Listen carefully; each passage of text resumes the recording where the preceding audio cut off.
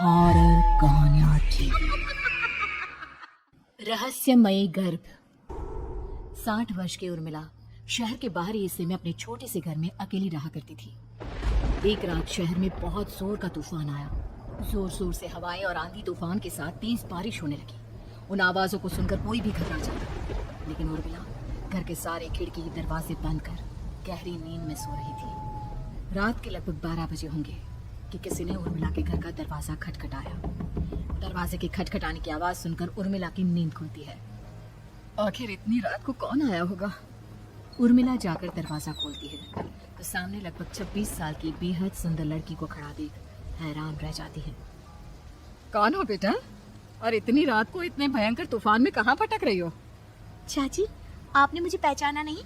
मैं आपकी दूर की रिश्तेदार शालिनी। अरे हाँ, बचपन में तुझे देखा था। इतनी जवान हो गई है, कैसे पहचान में आती। लेकिन तू यहाँ क्या कर रही है, और वो भी ऐसी अंधेरी तूफान भरी रात में? उर्मिला की बात सुनते ही शालिनी की आंखों से आंसू बहने लगे।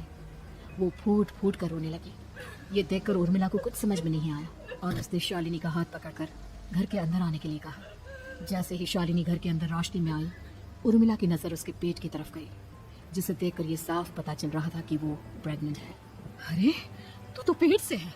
ऐसी हालत में इतने भयंकर तूफान में आधी रात को बाहर भटक रही है। आखिर बात क्या है बेटा, मुझे सब कुछ साफ साफ बता। क्या बताऊं चाची, ये सब जिसकी वजह से हुआ है उसके बारे में बताने में भी मुझे शर्म आती है। मैंने घर वालों की मर्जी के खिलाफ जाकर एक लड़के से शादी कर ली थी, पर वो शादी के 1 महीने बाद ही मुझे छोड़कर चला गया। छोड़कर चला गया का क्या मतलब? क्या उसके साथ कोई हादसा हो गया? नहीं, उसे कोई दूसरी लड़की पसंद आ गई और मेरी प्रेगनेंसी की खबर सुनते ही उसने मुझे बेसहारा छोड़ दिया। उसके बाद मैं अपने घर गई, लेकिन माँ पापा ने मुझे घर में कदम तक नहीं रखने दिया। तभी मुझे आपकी याद आई। कोई बात नहीं, कोई बात नहीं, तुमने यहाँ आकर अच्छा ही किया। एक काम करो, तुम आराम करो। वैसे भी ऐसी हालत में इतना घूमना फिरना और इस तरह आधी रात को बाहर भटकना ठीक नहीं होता। प्रेग्नेंट औरत को आधी रात को घर से बाहर नहीं निकलना चाहिए। बुरी आत्माएं उस पर अपना असर दिखा सकती है। और इतना कहकर उर्मिला ने शालिनी को एक दूसरे कमरे में जाकर आराम करने के लिए कहा। लेकिन जैसे ही शालिनी अपने कमरे में जाने लगी, अचानक से उर्मिला ने उसे रोक लिया। एक बात बताओ बेटा, तुम्हारा कौन सा महीना चल रहा है? पेट देखकर तो लगता है कि लगभग 6 महीने पूरे हो गए होंगे। उर्मिला की बात सुनकर शालिनी के होठों पर मुस्कुराहट आ गई। चाची जी, अभी सिर्फ 1 ही महीना हुआ है। शालिनी की बात सुन उर्मिला दंग रह गई। उसे समझ में नहीं आ रहा था कि प्रेगनेंसी के पहले ही महीने में शालिनी की हालत ऐसी क्यों थी। लेकिन फिर उसने बात को नजरअंदाज कर शालिनी को आराम करने के लिए कहा और खुद भी कमरे में जाकर सो गई। अभी कुछ ही घंटे बीते थे कि अचानक से एक बच्चे की बड़े ही अजीबोगरीब बेढंगे तरीके से रोने की आवाजें उर्मिला के घर में गूंजने लगी। उन आवाजों को सुनकर उर्मिला की नींद फिर से खुलती है। ये अचानक बच्चे के रोने की आवाज कहां से आने लगी? उसने उठकर चारों तरफ देखा, पर वहां उसे कोई नजर नहीं आया। उर्मिला घबराते हुए शालिनी के कमरे में गई तो वहां उसे कमरे की दीवार पर एक बेहद खौफनाक साया नजर आया, जिसे देखकर उर्मिला बुरी तरह से घबरा गई। आखिर ये सब क्या हो रहा है? शालिनी, शालिनी उठो! उसने जोर जोर से आवाज देकर शालिनी को जगाने की कोशिश की, लेकिन ऐसा लग रहा था जैसे उसकी आवाज शालिनी तक पहुंच ही नहीं रही थी। कमरे की दीवार पर एक बहुत बड़ा और बेहद डरावने दिखने वाले इंसान का साया और एक बच्चे के अजीबोगरीब ढंग से रोने और चीखने की आवाजें अब उर्मिला को ज्यादा डराने लगी थी। उर्मिला को शालिनी की चिंता सताने लगी और उसने पूरी ताकत के साथ चीख कर शालिनी को आवाज लगाई, शालिनी! तभी अचानक सब कुछ एकदम पहले जैसा हो जाता है और उर्मिला की आवाज सुनकर शालिनी की नींद खुलती है। क्या हुआ चाची, आप इतनी तेज क्यों चिल्ला रही हैं? आप ठीक तो है ना? अभी मैंने तुम्हारे कमरे में कुछ अजीब सा देखा। तुम ठीक हो ना शालिनी? मुझे यहाँ एक बच्चे के रोने की आवाजें आ रही थी। लगता है आपको मेरी कुछ ज्यादा ही चिंता हो गई है। आपने मेरी प्रेगनेंसी के बारे में कुछ ज्यादा ही सोच लिया होगा। मैं एकदम ठीक हूँ, आप आराम से सो जाइए। इतना कहकर शालिनी ने उर्मिला को फिर से अपने कमरे में जाने के लिए कहा और खुद भी जाकर सो गई। पर अब उर्मिला की आंखों से नींद गायब हो चुकी थी। अगली सुबह जब शालिनी उठी तो वो सीधा उर्मिला के पास आई। गुड मॉर्निंग चाची। तभी अचानक उर्मिला की नजर शालिनी के पेट पर पड़ती है, जिस पर नीले रंग से एक अजीब सी आकृति नजर आ रही थी। शालिनी, ये तुम्हारे पेट को क्या हुआ? मैंने इतनी औरतों को देखा है, ऐसा तो किसी के साथ नहीं होता। शालिनी ने जैसे ही अपने पेट की तरफ देखा तो उसे वहां कुछ भी नजर नहीं आया। चाची कुछ भी तो नहीं है, सब कुछ एकदम नॉर्मल है। आपको क्या अजीब लग रहा है? इससे पहले कि उर्मिला उसके सवाल का कोई जवाब देती, अचानक से शालिनी के पेट में जोर जोर से दर्द होने लगा। वो बुरी तरह दर्द से तड़पने लगी। चाची, चाची। ये सब देखकर उर्मिला बहुत घबरा गई। उसने धीरे धीरे शालिनी के पेट को सहलाना शुरू किया, लेकिन शालिनी का दर्द कम नहीं हुआ। उर्मिला जाकर रसोई से पानी का गिलास लेकर आई और शालिनी को पानी पिलाने की कोशिश करने लगी। ले बेटा, पानी पी ले, तुझे आराम मिलेगा। ले ले। नहीं चाची, मुझे बहुत तेज दर्द हो रहा है। अरे थोड़ा पी ले बेटा। जैसे ही उर्मिला ने शालिनी को पानी पिलाया, उसने देखा कि गिलास में बचा पानी का रंग नीला पड़ गया और शालिनी की आंखें अजीब हो गई। उसके पेट पर बच्चे का एक डरावना चेहरा नजर आने लगा। ये सब देखकर उर्मिला की डर से हालत खराब होने लगी, पर तभी शालिनी का दर्द ठीक हो गया। बेटी, अभी तुम्हारा दर्द ठीक है, तो ऐसा करो, तुम थोड़ी देर आराम कर लो।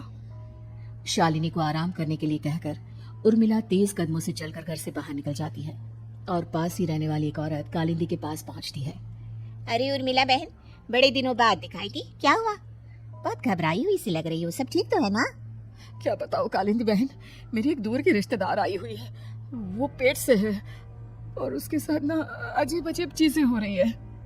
अब उर्मिला सारी बात कालिंदी को बताती है, जिसे सुनने के बाद काली जादू और तंत्र विद्या की माहिर कालिंदी एक ताबीज बनाकर उसे देती है। बहन, मुझे शालिनी पर किसी बुरी आत्मा का साया लगता है। ये ताबीज ले जाओ, आज रात को 12 बजे उसे पहना देना, फिर सब ठीक हो जाएगा। उर्मिला ताबीज लेकर घर वापस आती है और अब आधी रात के होने का इंतजार करने लगती है। जैसे ही आधी रात होती है, वो नींद में सोई शालिनी को ताबीज पहना शांति से अपने कमरे में आकर अपने पलंग पर लेट जाती है। अब सब ठीक हो जाएगा, ये सोचकर उर्मिला शांति की एक सांस ही लेती है कि तभी अचानक उसकी आंखों के सामने कुछ ऐसा आता है जिसे देखकर उर्मिला डर से चीखने लगती है। तुम कौन हो? कौन हो तुम? जाओ यहाँ से, जाओ जाओ यहाँ से। तभी उर्मिला की एक जोरदार दर्द भरी डरावनी चीख वहां पर गूंज गई। उर्मिला की आंखों के सामने एक बच्चा खड़ा हुआ था, जिसका पूरा शरीर किसी बूढ़े की तरह नजर आता था, लेकिन मुंह किसी नवजात बच्चे की तरह था। उसकी आंखें गुस्से से लाल थी और वो घूर घूर कर उर्मिला की तरफ देखा जा रहा था। कौन हो तुम? कौन हो? उर्मिला के चीखते ही वो बच्चा जोर जोर से रोने लगा। घबराकर उर्मिला ने अपने हाथों को अपने कानों पर रख लिया। उसके समझ में नहीं आ रहा है कि आखिर ये सब उसके साथ क्या हो रहा है। कौन हो तुम? कौन हो? क्या चाहते हो मुझसे? जाओ यहाँ से, आखिर तुम हो कौन? तभी अचानक से उर्मिला के पूरे घर में लाल रंग की रोशनी फैल गई। वो बच्चा धीरे धीरे कदमों से चलता हुआ उर्मिला की तरफ बढ़ने लगा। किसी नवजात पैदा हुए बच्चे के जैसे उसके रोने की आवाज अब उर्मिला के कानों में गूंज रही थी। लेकिन कुछ ही सेकंड में वो चुप हो गया और उसने बेहद खतरनाक आवाज में उर्मिला के सवाल का जवाब दिया। मैं वो हूँ जो अब तक पैदा नहीं हुआ, लेकिन जब मैं पैदा हो जाऊंगा तो वो होगा जो अब तक कभी नहीं हुआ। क्या कहना चाहते हो? ऐसा क्या हुआ जो अब तक नहीं हुआ? तबाही होगी, तबाही। सब कुछ खत्म हो जाएगा और ये जो लड़की मुझे जन्म देने वाली है, मैं उसका खून पी जाऊंगा, सारा खून। उस बच्चे की बात सुनते ही उर्मिला बुरी तरह घबरा गई। उसका एक बुजुर्ग आदमी जैसा शरीर, एक नवजात बच्चे जैसा चेहरा, ये दोनों ही बातें उर्मिला की समझ से बाहर थी। तभी वो बच्चा अचानक गायब हो गया। घर का माहौल फिर से पहले जैसा हो गया। लाल रंग की रोशनी भी अब गायब हो चुकी थी। उर्मिला दौड़कर शालिनी के कमरे में पहुंची, जहां वो गहरी नींद में सोई हुई थी, पर उसके गले का ताबीज गायब हो चुका था। उठो उठो शालिनी, उठो बेटा, मुझे तुमसे जरूरी बात करनी है। अरे चाची, क्या हुआ? इतनी रात को आप परेशान क्यों कर रही हैं? सब ठीक है ना? अभी जब तुम सो रही थी ना, तो मैंने तुम्हारे गले में एक ताबीज पहनाया था। कहाँ गया बेटा, बताओ मुझे। शालिनी ने चारों तरफ अपनी नजरें घुमाकर देखा, लेकिन वहां पर कोई ताबीज नहीं था। वह हैरानी से उर्मिला के चेहरे की तरफ देखने लगी। उसे समझ में नहीं आ रहा था कि आखिर उर्मिला किस ताबीज के बारे में बात कर रही थी। नहीं चाची, यहाँ कोई ताबीज नहीं है। लगता है आपने कोई बुरा सपना देखा है। मैंने कोई बुरा सपना नहीं देखा। खैर छोड़ो, तुम अब सो जाओ, कल सुबह बात करते हैं। डर और घबराहट की वजह से उर्मिला की आंखों से नींद तो जैसे बिल्कुल गायब हो गई थी। अगली सुबह उर्मिला बिना कोई देर किए गांव के बाहर एक छोटी सी झोपड़ी में रहने वाले बूढ़े पंडित के पास पहुंची। पंडित जी, मेरी मदद कीजिए। अरे आओ आओ उर्मिला, क्या हुआ? सब ठीक तो है ना? क्या बताओ पंडित जी, बहुत बड़ी मुसीबत है। मेरी दूर की एक रिश्तेदार लड़की पेट से है और उसके साथ बहुत डरावनी चीजें हो रही है। कल रात को तो एक अजीब सा दिखने वाला बच्चा मेरी आंखों के सामने आकर खड़ा हो गया था। ये तुम क्या कह रही हो? मुझे साफ साफ बताओ कि आखिर तुमने क्या देखा? उर्मिला ने अपने साथ हुई बीती रात की पूरी घटना पंडित जी को बताई, जिसे सुन पंडित जी के माथे पर चिंता की लकीरें उभर आई। अनर्थ होने वाला है, अनर्थ। बरसों पहले भी उस हैवान ने एक लड़की के पेट से जन्म लिया था और उसके बाद उस शहर को पूरी तरह से तबाह कर दिया। कैसी विपदा पंडित जी, कैसी बात कर रहे हैं आप? बताइए मुझे, और इसका उपाय क्या है? इसका उपाय तो है, लेकिन बहुत कठिन है। हो सकता है कि उस उपाय को करने के दौरान तुम्हारी जान भी चली जाए। मुझे मेरी जान की कोई परवाह नहीं, पर आप जिस तबाही के बारे में बात कर रहे हैं, बस वो नहीं होनी चाहिए। लाखों लोगों की जान बचाने के लिए मैं कुछ भी करूंगी। तो ठीक है, मेरी बात ध्यान से सुनो। बरसों पहले एक भयानक तांत्रिक ने अपनी तंत्र क्रिया के जरिए एक मासूम लड़की के साथ रिश्ता बनाकर उसके पेट से जन्म लिया था। इस तरह से वो अपने जैसे लोगों की संख्या इस दुनिया में बढ़ाना चाहता था। आपके कहने का मतलब है कि शालिनी के पेट से भी उस शैतान को जन्म लेना है, इसलिए उसने उसके साथ ये सब किया है। ठीक पहचाना तुमने। अब मैं तुम्हें एक ऐसा सिंदूर दूंगा जिसे तुम्हें ले जाकर उस लड़की के पेट पर लगाना होगा। क्या ऐसा करने से सब कुछ ठीक हो जाएगा? नहीं उर्मिला, ये सब इतना आसान नहीं। उस लड़की के पेट पर सिंदूर लगाने के बाद तुम्हें उसका पेट काटकर उस हैवान को बाहर निकालना होगा। नहीं पंडित जी, मैं ये सब नहीं कर सकती। मैं भला एक जिंदा लड़की के पेट को अपने हाथों से कैसे काट सकती हूँ? अगर तुमने ऐसा नहीं किया तो कुछ ही दिनों में वो हैवान उस लड़की के शरीर से जन्म लेगा और उसके शरीर के सारे खून को पीकर अपनी ताकत को बढ़ाएगा। उसके बाद वो धीरे धीरे इस पूरे शहर को तबाह कर देगा। यहाँ पर कोई जिंदा नहीं बचेगा। लेकिन अगर मैं उसके पेट को काट दूंगी तो क्या वो जिंदा बच पाएगी? अगर शालिनी को कुछ हो गया तो, अगर उसकी मृत्यु हो गई तो? ऐसा कुछ नहीं होगा उर्मिला, तुम्हें अपने मन को पक्का करके ये काम करना ही होगा। सिंदूर लेने के बाद उर्मिला झोपड़ी से बाहर निकलने ही वाली थी कि तभी पंडित जी ने उसे पीछे से आवाज देकर रोका। उर्मिला, उस लड़की का पेट काटकर हैवान को बाहर निकालना ही काफी नहीं होगा। तुम्हें ध्यान रखना होगा कि ये सब करते हुए उस बच्चे का जो आधा बूढ़े का शरीर है उस पर सिंदूर की एक बूंद भी ना लगने पाए, क्योंकि अगर ऐसा हुआ तो वो तुम्हें और बाकी सबको कच्चा खा जाएगा। पंडित जी की बात सुन उर्मिला की आंखें फटी रह गई और उसके शरीर में डर की लहर दौड़ गई। फिर भी उसने हिम्मत की। ठीक है पंडित जी, मैं पूरी कोशिश करूंगी कि मैं उस हैवान को वहीं के वहीं खत्म कर पाऊं। इसके बाद उर्मिला तेज कदमों के साथ घर वापस आती है। दिन बीतता है, रात का अंधेरा छाने लगता है। शालिनी खाना खाकर सोने चली जाती है और उर्मिला लगातार उसकी गहरी नींद में सो जाने का इंतजार करने लगती है, जिसके बाद उर्मिला दबे कदमों से शालिनी के कमरे में पहुंच गई। मुझे ये करना ही होगा। अब उर्मिला ने धीरे धीरे शालिनी के पीठ पर पंडित जी का दिया सिंदूर लगाना शुरू किया। उर्मिला के हाथ बुरी तरह से कांप रहे थे। उसके एक हाथ में चाकू था जिससे वो पेट काटने वाली थी। उर्मिला ने एक नजर शालिनी के चेहरे की तरफ देखा और फिर डरते हुए उसके पेट पर चाकू चलाना शुरू किया। कमाल है, मैं इसका पेट काट रही हूँ और ये आराम से सो रही है। इसे दर्द नहीं हो रहा क्या? तभी अचानक उर्मिला के कानों में बच्चे के रोने की आवाज सुनाई देने लगी। उसने घबराकर चारों तरफ देखा पर वहां पर कोई नहीं था। बस रोने की आवाज लगातार आ रही थी। उर्मिला बिना रुके लगातार शालिनी के पेट को काटती रही।